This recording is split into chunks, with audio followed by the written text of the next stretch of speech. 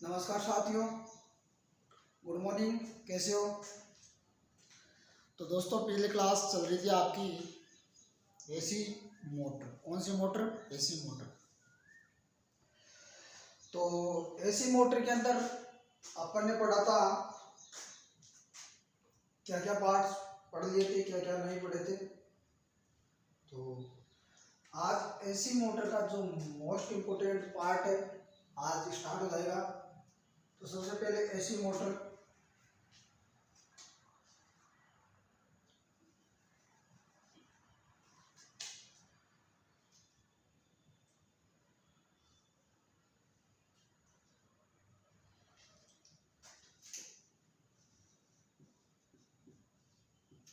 AC motor, AC motor के अंदर दो प्रकार की मोटर होती है, आप बता दो एक बार। एक तो होती है induction motor,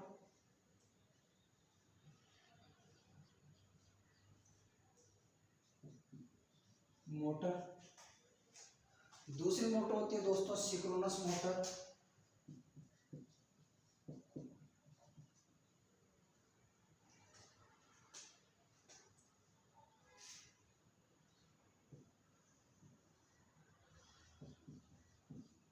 synchronous motor.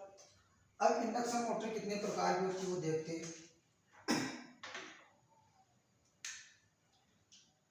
Induction motor phase के आधार पर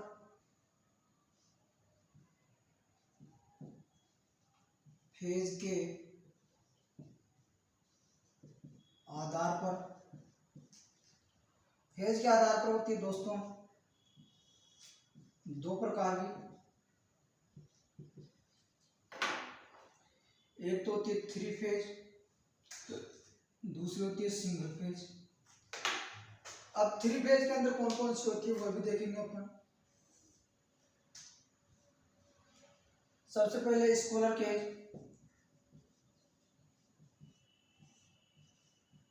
केज, इंडक्शन मोटर। अब दोस्तों जो स्कूलर केज इंडक्शन मोटर होती है कितने प्रकार की होती है? दो प्रकार की होती है। एक तो होती है आपकी सिंगल केज रोटर,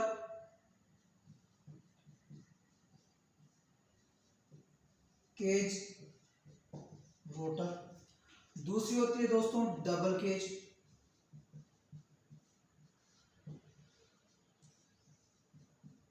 रोटर। इसके बाद आती है slip ring induction motor,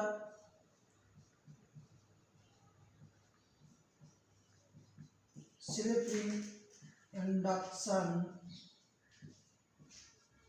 motor. तो दोस्तों ये आपकी बेसिक जानकारी, यहां तक अपन ने कल पढ़ लिया था। और आज पढ़ेंगे अपन केवल थ्री फेज मोटर। कौन सी मोटर? Three phase motor. तो दोस्तों इसमें से देखो एसी मोटर कितने प्रकार की होती है। एसी से संबंधित यानी कि एसी क्या होती है? एसी मोटर के अंदर रोटर, एसी मोटर में रोटर, परिभाषा समझाऊंगा इसकी बिल्कुल। परिभाषा के अंदर देखते हैं, देखें दोस्तों क्या होता है। परिभाषा होती है आपकी, जो परिभाषा से समझेंगे अपन कि यानी कि एसी मोटर में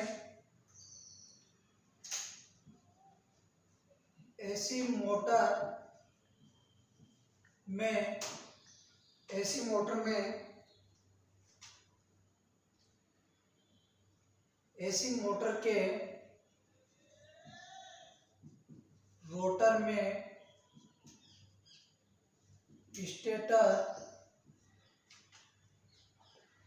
स्टेटर में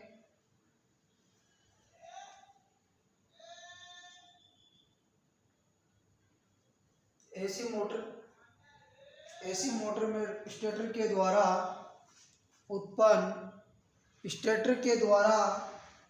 यानी कि स्टेटर के द्वारा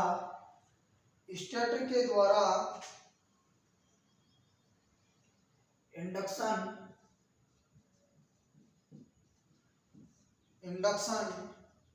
के द्वारा विद्युत वाहक बल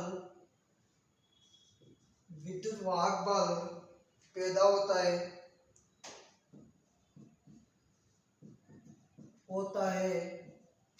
विद्युत वाहक बल पैदा होता है। इसलिए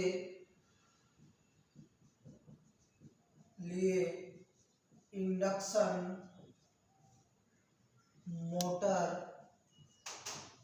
कहते हैं। यानी कि दोस्तों तो आपकी इंडक्शन का मतलब होता है प्रेरण। क्या होता है? इंडक्शन का मतलब होता है प्रेरण मैंने दो प्रकार का बताया था आपको। यानी कि दोस्तों जो आपको यहाँ पे दिखाई दे रहा है, क्या दिखाई दे रहा है यहाँ पर? इंडक्शन का मतलब होता है दोस्तों प्रेरण। क्या? प्रेरण। अब प्रेरण कितने प्रकार के होते हैं? दो प्रकार के होते हैं। एक तो होता है स्वप्रेरण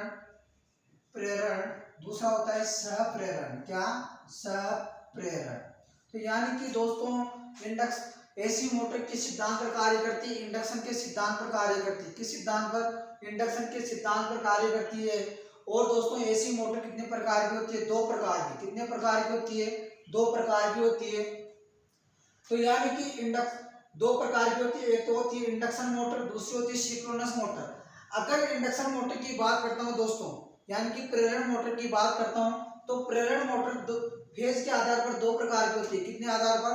फेज के आधार पर दो प्रकार की होती है। एक तो होती है आपकी 3 फेज, दूसरी होती है सिंगल फेज। आप आज केवल बात करेंगे अपन 3 फेज की। किसकी बात करेंगे? केवल 3 फेज की। तो 3 फेज के अंदर squirrel cage induction motor. Squirrel cage induction motor को बोला जाता है दोस्तों गिलेरी पिंजरा प्रेरण मोटर। कौन सी मोटर? गिलेरी पिंजरा प्रेरण मोटर। तो यानी कि दोस्तों यहाँ पे दिखाई दिया आपको स्कॉलर केज इंडक्शन मोटर।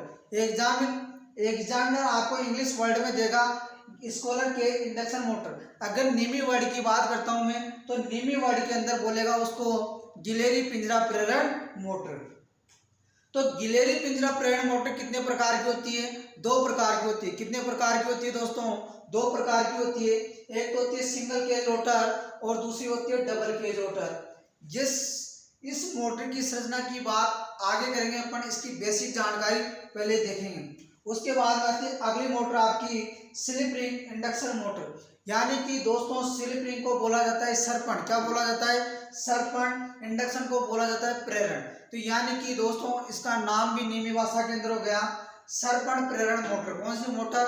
सरपण प्रेरण मोटर। तो यानी कि दोस्तों 3 फेज के अंदर एक और मोटर आती है दिक परिवर्तक मोटर, यानी कि कम्यूटेटर मोटर। और एसी का संबंध क्या हो गया? एसी मोटर के अंदर क्या होता है दोस्तों? एक तो होता है स्थिर रहने वाला भाग। क्या? एक तो होता है स्थिर भाग, दूसरा होता है घूमने वाला भाग। एसी मोटर के अंदर दो प्रकार के भाग होंगे। एक तो होगा स्थिर रहने वाला भाग, दूसरा होगा घूमने वाला भाग। तो दोस्तों स्थिर रहने वाला भाग को बोला जाता है स्टेटर। क्या बोला जाता है? घूमने वाले भाग को बोला जाता है स्टेटर। और घूमने वाले भाग को बोला जाता है रोटर। क्या बोला जाता है? रोटर। तो यानी कि स्थिर रहने वाला भाग होता है स्टेटर, और स्टेटर पर फील्ड वाइंडिंग की जाती है। क्या की जाती है? फील्ड वाइंडिंग की जाती है। उस फील्ड वाइंडिंग को सप्लाई से जोड़ते हैं। किससे जोड़ते हैं? सप्लाई से जोड़ते हैं। तो उसके अंदर एक घूमने वाला चुंबकीय क्षेत्र उत्पन्न होता है। मैंने कल की क्लास के अंदर बताया था कि घूमने वाला चुंबकीय फ्लक्स, क्या? घूमने वाला मैग्नेटिक फ्लक्स उत्पन्न करने के लिए कम से कम कितने फेजों की आवश्यकता होती है? 2 फेजों की। कितने फेजों की आवश्यकता होती है?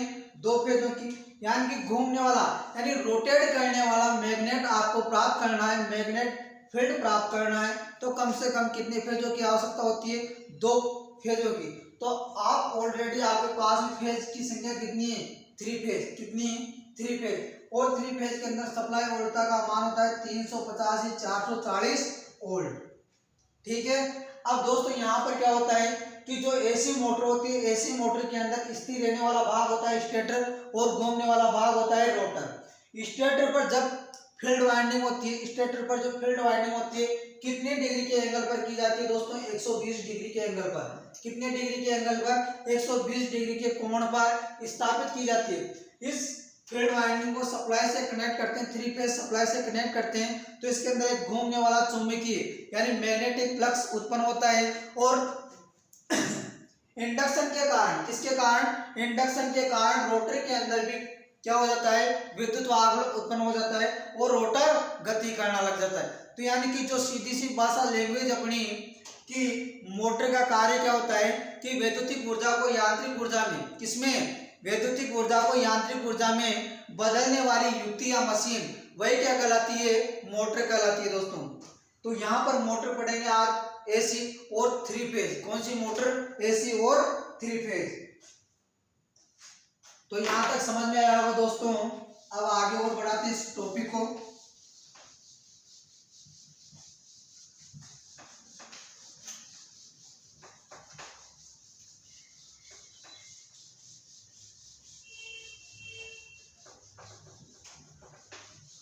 समझ में नहीं आता है तो आपको दोस्तों कोई दिक्कत, टेंशन लेने की जरूरत नहीं है। व्हाट्सएप ग्रुप में सीधा डायरेक्ट मैसेज कर सकते हैं या कांटेक्ट कर सकते हैं, कोई दिक्कत नहीं है। जहां समझ में नहीं आता आपको तो बोल दिया करो, कमेंट बॉक्स में कमेंट कर दिया करो।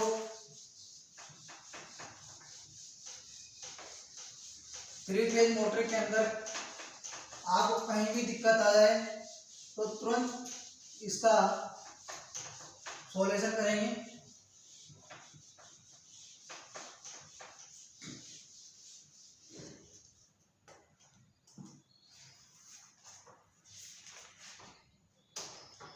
अब 3 फेज मोटर के अंदर क्या होती है दोस्तों, एक होती है सिंक्रोनस स्पीड। क्या होती है, सिंक्रोनस स्पीड। तो सिंक्रोनस स्पीड भी क्या होती है,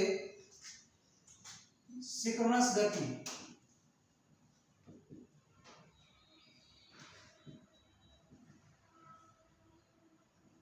सिंक्रोनस गति, सिंक्रोनस गति क्या होती है,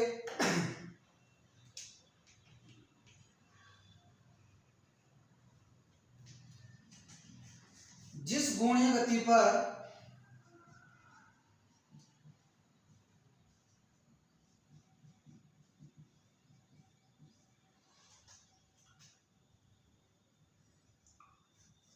जिस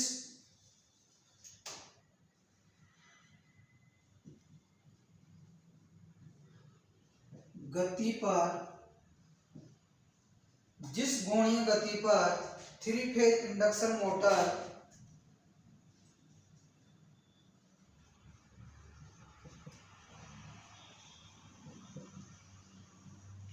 3 फेज इंडक्शन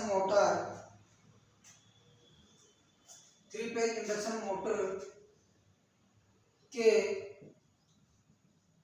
स्टेटर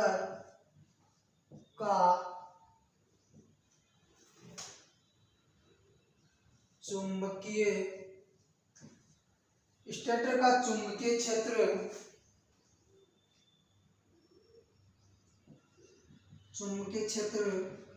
गतिमान होता है। वह सिंक्रोनस गति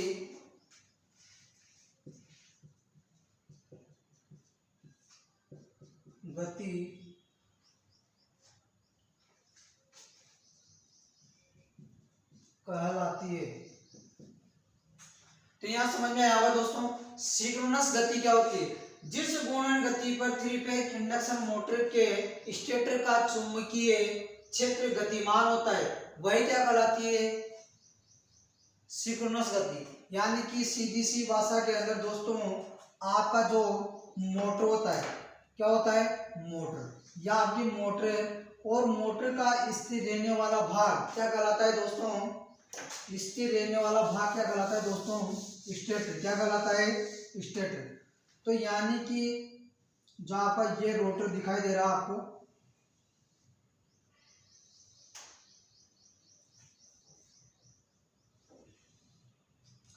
अब जो आपकी 3 फेज मोटर होती है, एसी मोटर के अंदर ये स्लॉट कटे होते हैं। क्या कटे होते हैं दोस्तों, स्लॉट कटे होते हैं इस तरीके से।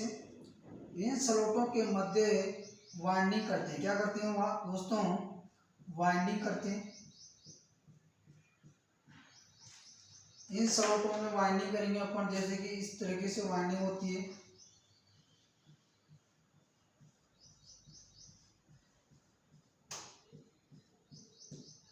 इस तरीके से वाइंडिंग होती है। अब इसको आप 3 फेस मोटर होती है, ये 3 तार निकाल लिए अपन ने। 3 फेस सप्लाई,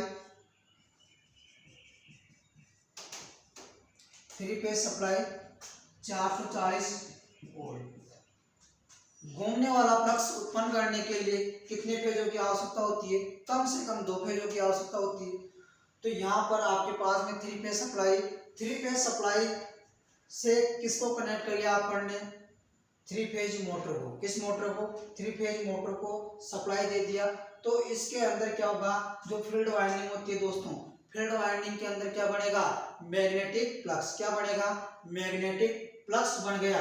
लेकिन यहां से आप इस लाइन को वापस दोबारा देखेंगे, जिस गुणीय गति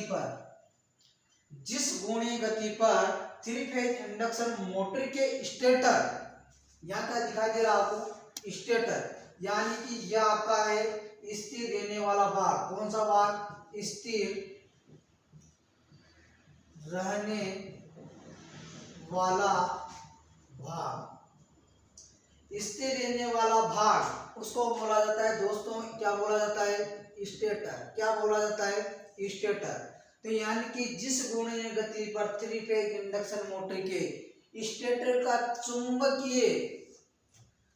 चुंबकीय क्षेत्र, यानी कि कुंडली के अंदर, कुंडली को आप सप्लाई से जोड़ते हो तो उसके अंदर मैग्नेटिक फ्लक्स उत्पन्न होता है। क्या होता है? मैग्नेटिक फ्लक्स उत्पन्न होता है। और वह मैग्नेटिक फ्लक्स गतिमान होगा, यानी चक्रण होगा। क्या होगा? चक्रण होगा, यानी गति करेगा। वही गति क्या कहलाती है दोस्तों? Synchronous speed. क्या कहलाती है? Synchronous speed. समझ में आया होगा।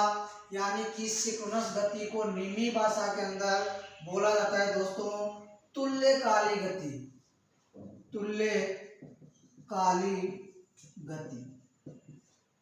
सिंक्रोनस स्पीड को बोला जाता है तुल्यकालिक गति। समझ में आया होगा दोस्तों। यानी कि इसके अंदर जो बढ़ने वाला फ्लक्स है, यानी ये फ्लक्स बन गया। अब जिस गुणन गति पर 3 फेज मोटर का, क्या 3 फेज मोटर का चुंबकीय फ्लक्स गतिमान होता है, वही क्या कहलाता है? सिंक्रोनस स्पीड या तुल्यकालिक गति। अब तुल्यकालिक गति ज्ञात करने का जो फॉर्मूला होता है, वो फॉर्मूला भी देखते हैं अपन। तुल्यकालिक गति ns बराबर F इंटू 120 अपॉन में P। सिंक्रोनस स्पीड ज्ञात करने का फॉर्मूला होता है दोस्तों ये, यानी कि ns बराबर हो गया सिंक्रोनस गति। यहाँ पर F बराबर हो गई आवर्ती, फ्रीक्वेंसी। सिंक्रोनस गति को मापा जाता है दोस्तों RPM के अंदर। यहाँ पर आवर्ती को मापा जाता है Hz के अंदर। और यहाँ पर P बराबर हो गए दोस्तों पोल। क्या हो गए? P बराबर पोल। सिंक्रोनस गति ज्ञात करने का फॉर्मूला होता है ns बराबर F इंटू 120 अपॉन में P। ns का मतलब हो गया, यानी कि दोस्तों यहाँ पर दिखाई दे रहा है ns का मतलब होगा सिंक्रोनस गति, और F यानी कि आवर्ती। F बराबर क्या हो गई? आवर्ती, और P बराबर हो गए दोस्तों पोल। तो दोस्तों इसको स्क्रीनशॉट ले लीजिए या कॉपी के अंदर नोट कर लीजिए। अगर समझ में नहीं आता है तो दोस्तों व्हाट्सएप पर कांटेक्ट करना या मैसेज में कमेंट करना, सर ये टॉपिक वापस रिपीट करना, यह समझ में आ गया। तो जल्दी से जल्दी इसका स्क्रीनशॉट लीजिए और वीडियो को शेयर कीजिए। तो दोस्तों क्लास को और आगे बढ़ाते हैं अपन, यानी कि आएगी रोटर स्लिप। अगला टॉपिक लेके आ रहा हूं और रोटर स्लिप।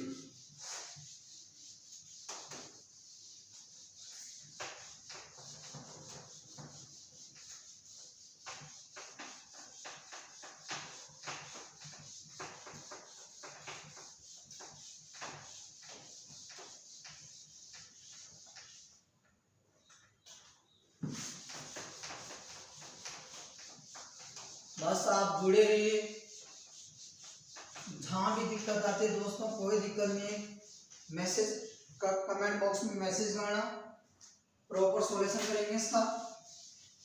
टेंशन लेना नहीं, टेंशन देना है आज के ज़माने में। जितना अगर आपने टेंशन ले लिया तो 100% दावे के साथ बोलता हूँ दोस्तों में कुछ भी नहीं है।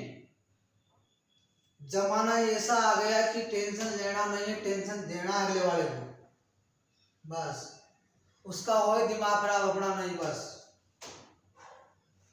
यानी कि अगला टॉपिक है आपको रोटर स्लिप।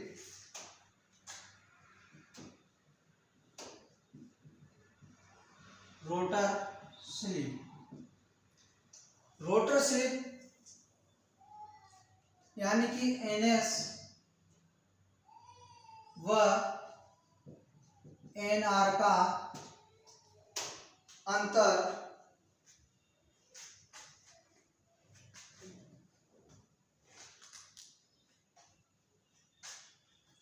एनएस व एनआर का अंतर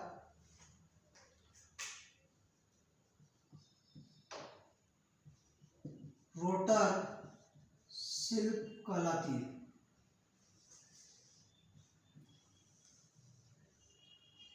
रोटर स्लिप क्या होती है? एनएस व एनआर का अंतर ही क्या कहलाती है दोस्तों? Rotor slip. यहां पर एनएस का मतलब क्या होता है? एनएस बराबर हो गया सिंक्रोनस गति, एनआर का मतलब हो गया रोटर गति। तो सीधी सी भाषा में या लैंग्वेज में बोलते हैं अपन इसको, सीधी सी लैंग्वेज भाषा में बोलेंगे अपन सिंक्रोनस गति, सिंक्रोनस गति व रोटर गति के अंतर को, रोटर गति के अंतर को क्या बोलते हैं? Rotor slip. क्या बोलते हैं दोस्तों? Rotor slip. स्क्रीनशॉट लीजिए इसका तुरंत, क्योंकि टाइम बहुत कम है अपने पास में। ले लिया?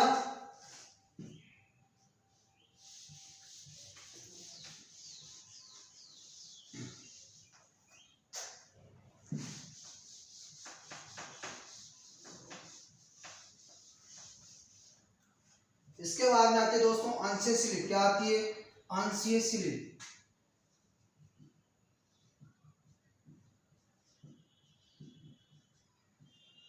अंशीय स्लिप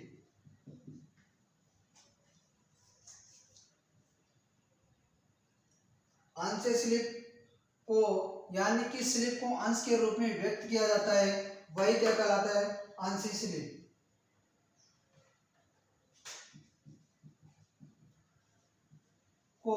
स्लिप को अंश के रूप में व्यक्त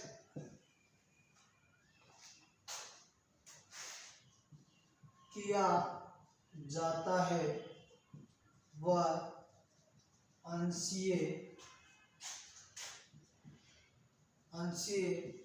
स्लिप कहलाती है। क्या कहलाती है दोस्तों? अंशीय स्लिप कहलाती है। यानी कि अंशीय स्लिप स्लिप को अंश के रूप में व्यक्त किया जाता है, वही क्या कहलाती है? अंशीय स्लिप। अब अंशीय स्लिप ज्ञात करने का जो फॉर्मूला होगा वह देखते हैं। यानी कि स्लिप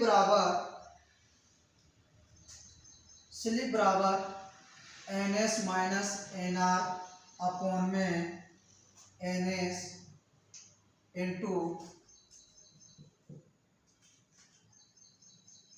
100।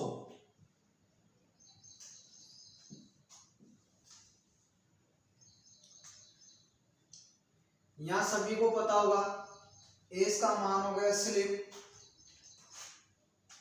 यानी कि एस बराबर स्लिप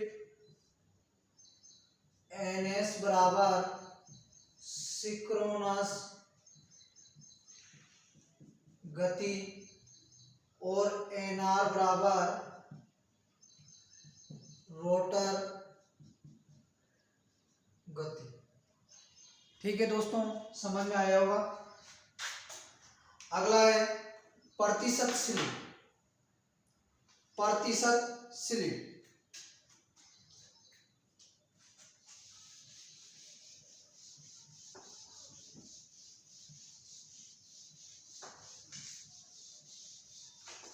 प्रतिशत स्लिप क्या होती है वो भी देखेंगे अपन।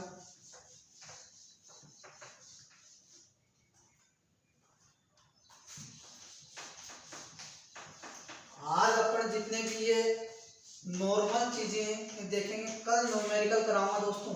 जितना आज मैं पढ़ा दूं बस एक बार कॉपी उठाकर जरूर देखना और फॉर्मूले को याद कर लेना बस कि सिंक्रोनस गति क्या होती है, आंशिक गति क्या होती, आंशिक स्लिप क्या होती है, प्रतिशत स्लिप क्या होती है, रोटर स्लिप क्या होती है। तो अब देखिए प्रतिशत स्लिप क्या, प्रतिशत स्लिप, प्रतिशत स्लिप। अब सीधी सी भाषा है कि स्लिप को, किसको, स्लिप को प्रतिशत, प्रतिशत, प्रतिशत के रूप में व्यक्त किया जाता है, व्यक्त किया जाता है। प्रतिशत, प्रतिशत स्लिप कहलाती है। अब देखते हैं प्रतिशत स्लिप।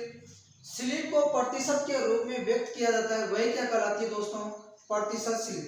और प्रतिशत स्लिप ज्ञात करने का फॉर्मूला होता है दोस्तों कि प्रतिशत स्लिप बराबर NS माइनस NR अपॉन में NS। जो फॉर्मूला था, जो फॉर्मूला अभी आपने थोड़ी देर पहले आंशिक स्लिप देखा था, आंशिक स्लिप बराबर होती है S बराबर NS माइनस NR अपॉन में NS। यहाँ पर जो किसको, आंशिक स्लिप को आपने प्रतिशत में व्यक्त कर दिया, यानी कि दोस्तों यहाँ पर प्रतिशत, प्रतिशत लगा दिया, वही क्या हो गई आपकी यहाँ पर, क्या हो गई दोस्तों, प्रतिशत स्लिप, क्या हो गई, प्रतिशत स्लिप। ठीक है दोस्तों, स्क्रीनशॉट लीजिए इसका। बस कुछ ही समय में टॉपिक को यहाँ खत्म करेंगे और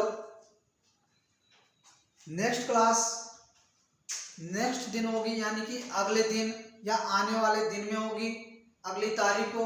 तो दोस्तों हमसे जुड़े रहिए और जहाँ भी आपको समझ में नहीं आता है तो कमेंट करके जरूर बताना।